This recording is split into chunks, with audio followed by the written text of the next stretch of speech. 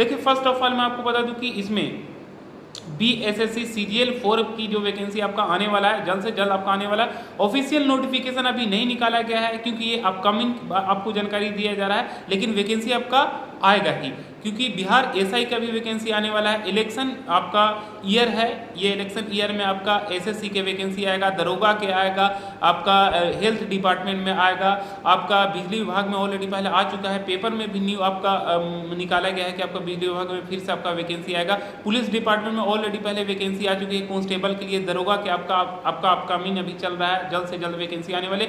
तो जितना भी है लगभग सभी विभाग ऑल डिपार्टमेंट को लेकर जल्द से जल्द आपका वैकेंसी आ जाएगा। इस ईयर में इलेक्शन से पहले आपका सब कुछ क्लियर हो जाएगा। तो मेरा केवल पर्पस है इस वीडियो में बताने का, वो BSSC CGL के बारे में जानकारी देना, selection procedure, all eligibility condition. तो सबसे पहले मैं आपको बता दूं कि इसके लिए अप्लाई करने के लिए, फॉर्म अप्लाई करने के लिए क्वालिफिकेशन क्या होती है BSSC CGL 4 में, वो आपका ग्रेजुएशन होना चाहिए।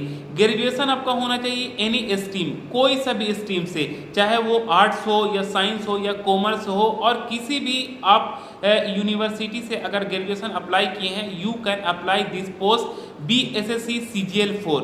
देन इसमें एज लिमिट की बात कह लिया जाए तो एज लिमिट कम से कम आपका होता है इसमें 21 होता है, और मैक्सिमम एज जो देखा जाता है जनरल कैटेगरी के लिए वो 37 ईयर होता है।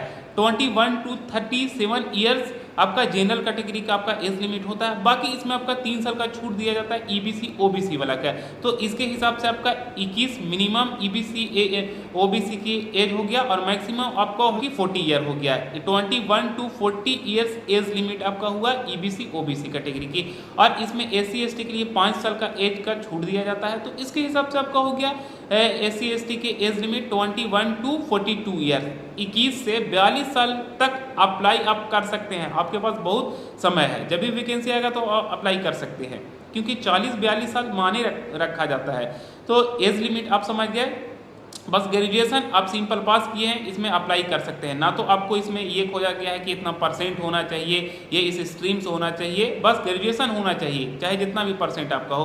अब इसमें बात आती है कि इसमें सैलरी आखिर कितना मिलती है। तो सैलरी आपका इसमें बहुत ही अधिक मिलता है, और ये जो जॉब है वो बहुत ही रॉयल जॉब है, क्योंकि ये जो है ना आपका पटना सिटी में आपका ये सचिवालय में आपका जॉब लगेगा। अब ये सचिवालय में पटना सिटी में मेन हाई फाई सिटी में आपको 80,000 हर एक महीना का सैलरी मिलेगा। इसमें आपका अकाउंट में 80,000 आएगा, और डिडक्शन करके इन हैंड जो आपका लगभग पैसा बनता है वो 70,000 के आसपास स्टार्टिंग पीरियड में आपको बता रहा हूँ। अब देखिए 8 पे कमीशन अगर होगा तो आपका और भी हाई सैलरी बढ़ जाएगा। तो अब आपको समझ में आ रहा होगा, मोटिवेशन की जरूरत नहीं है दोबारा कोई वीडियो देखने की। तो सबसे पहले मैं आपको बता दूं कि इसमें सैलरी समझ गए 70 के आसपास आपका सचिवालय में नौकरी होगा। रॉयल भी आपका जॉब है, क्योंकि आपका वहाँ पे लिंकअप बहुत आपका अच्छे जगह पे है, लिंकअप आपका बहुत ही अधिक हो जाएगा ये नेता से वो नेता से। दूसरी मैं आपको बता दूं कि इसमें सिलेक्शन प्रोसीजर कैसे होता है, क्योंकि फर्स्ट ऑफ ऑल आपको सिलेक्शन प्रोसीजर के बारे में जानना जरूरी होता है। इसकी एग्जाम पैटर्न के बारे में कह लिया जाए तो एग्जाम आपका इसमें होता है 2 एग्जाम आपका होता है, एक PT होता है, मेंस होता है। देन उसके बाद PT मेंस क्वालिफाई करेंगे तो आपका सिलेक्शन हो जाएगा।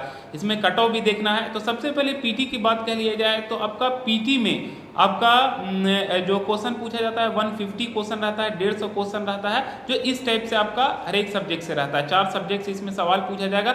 जो पहला आपका रीजनिंग में आपका 50 क्वेश्चन आपका रहता है, मैथ में आपका 25 क्वेश्चन रहता है, और आपका करंट अफेयर्स और GK को मिलाकर आपका 50 क्वेश्चन रहता है, और आपका GS यानी जनरल साइंस में आपका 25 क्वेश्चन रहता है, यानी GS में आपका 25 क्वेश्चन हो गया, और जीके में आपका हिस्ट्री, पॉलिटी, ज्योग्राफी जितना भी आपको हो गया 4-5 सब्जेक्ट, वो सभी में आपका 50 क्वेश्चन हो गया। 50 और 25 आपका इधर हो गया, टोटल 75 हो गया, और रीजनिंग में आपका 50 और मैथ में आपका 25, तो 75 हो गया। 75 गुना 2 अगर करते हैं तो 150 क्वेश्चन इस टाइप से आपका बन जाता है। यानी PT की परीक्षा में आपका 150 क्वेश्चन रहेगा, और हर एक जो क्वेश्चन रहेगा वो होगा 4 मार्क्स का होगा। तो इस टाइप से 150 को मल्टीप्लिकेशन करेंगे 4 से तो 600 मार्क्स का हो जाएगा, और क्वेश्चन की टोटल क्वेश्चन आपका 150 हो गया, और PT की परीक्षा में टोटल मार्क्स जो आपका हो गया 600 का हो गया।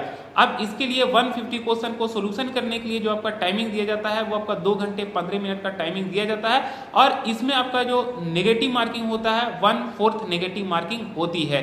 तो ये पीटी के बारे में आपको बता दिया कि 150 क्वेश्चन टोटल रहता है, सेम टू सेम आपका मेंस की परीक्षा में आपका इसी टाइप सब्जेक्ट से और इतना ही मार्क्स का पूछा जाता है, सेम टू सेम। मतलब कि मेंस के जो पीटी में आपको बताया 150 क्वेश्चन हर एक सब्जेक्ट से, आपका रीजनिंग से 50 हो गया, मैथ से 25 हो गया, जीके और करंट अफेयर से 50 हो गया, और आपका जीएस से यानी जनरल साइंस से आपका 25 हो गया। जस्ट वैसे ही आपका मेंस की परीक्षा में भी आपका लिया जाता है। लेकिन मेंस की परीक्षा में मैं आपको बता दूं कि मेंस में आपका 2 परीक्षा होता है, एक पेपर 1 होता है और आपका दूसरा आपका पेपर 2 होता है। जो पेपर 1 आपका हिंदी से होता है, जो ये केवल क्वालिफाइंग करना होता है, यानी 30 या 35 मार्क्स इसमें ला लीजिएगा तो आपको क्वालिफाइंग ये पेपर होता है, बस पास करना होता है, तो उतना तो कोई भी पास कर जाएगा। लेकिन इसमें जो मेरिट बनेगा वो आपका मेंस की परीक्षा में 150 क्वेश्चन से ही बनेगा, यानी 600 मार्क्स से ही बनेगा।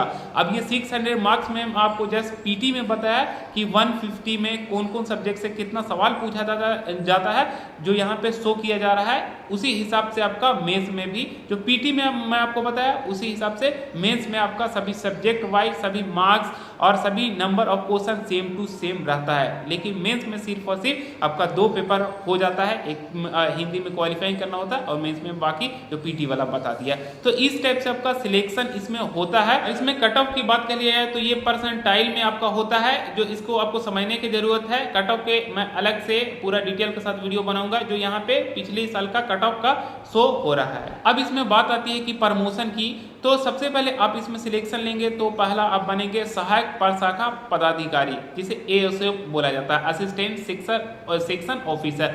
बाकी इसके बाद फर्स्ट ऑफ ऑल जो आपका इसमें प्रमोशन होगा 8-10 साल के बाद जो होता है वो आपका सेक्शन ऑफिसर होगा, यानी पहले असिस्टेंट सेक्शन ऑफिसर बनिएगा, देन उसके बाद सेक्शन ऑफिसर बनिएगा, उसके बाद सबसे लास्ट में मतलब लगभग 30 साल के प्रमोशन आपका स्पेशल सिक्योरिटी में आपका हो जाएगा।